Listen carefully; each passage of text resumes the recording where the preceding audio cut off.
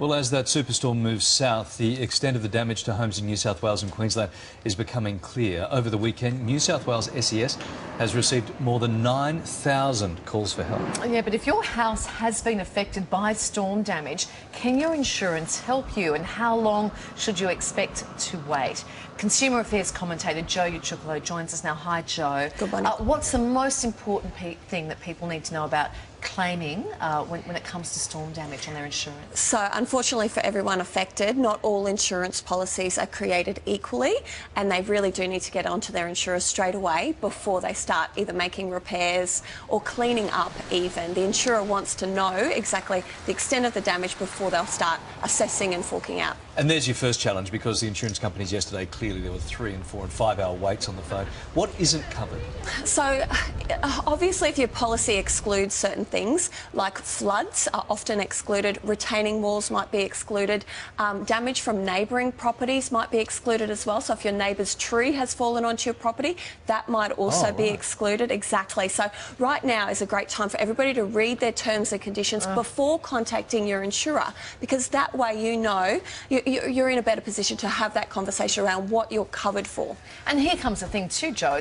Is it flood damage or is it storm damage? One, like, which comes first, the chicken or the egg, right? That's where things can get frustrating for the person, the homeowner. Exactly, and that's a situation with insurance. We saw that happen in 2011 with the Queensland floods, where a lot of claims were rejected because they were considered a flood event.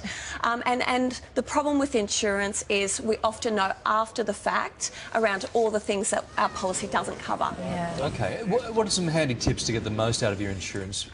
But particularly if you rent too, there's renters out there today who don't know exactly what's going on. Absolutely, so you might be covered for certain things that you never thought you would be, like the food in your fridge. If you've lost power, take a photo of all the contents in your fridge, photos of everything, and then you can throw that out. Your insurer might have up to, say, $5,000 of emergency relief for you, so you could pay for food, clothing, bedding, anything that you might need to get you through this, hurdle of I can't live in my home right now. So it's the best time to read through those terms and conditions that likely you didn't read when you originally signed up. Highly likely. Yeah, and what would be some of your best tips? I guess take photos, because if the rain's coming in, you need to get that fixed quick, smart. But take photos. Make sure. Yeah. And if it's safe to keep whatever has been damaged in your property, keep it. But if it's a issue for your health and safety, then discard it. But another really great tip is that you need to wait for your insurance company to do the assessor, but also you need to escalate it. So if you are really displaced, you consider that everybody making a claim is considered at a level playing field. And if you are really, in a hardship situation where you can't live in your home, you need to sort of put that forward to the insurance company and don't give up. Yeah. Plenty of people needing that advice today, Joe. Thank you very much for your time. Pleasure. Thanks, Joe.